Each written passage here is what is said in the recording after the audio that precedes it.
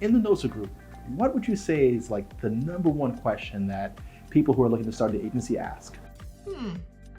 It's definitely bill rates and how to determine pay rates for staff. Yeah, I would say the same exact thing here. Maybe what we should do is put together a webinar explaining to people exactly how to go about calculating these rates.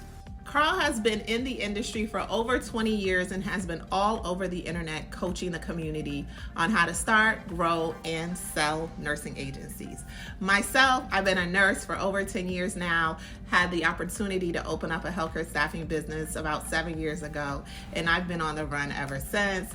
We have a thriving community on Facebook and other social media platforms where we get a chance to connect and get together. And as an extension of that, we've also had the opportunity to produce courses as well as providing coaching services to those who are in the process of getting started.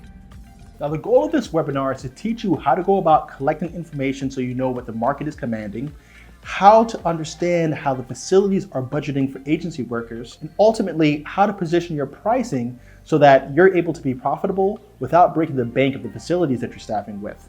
We are hosting a live webinar on Zoom, February 9th from 8:30 p.m. to 10 p.m. Eastern Time.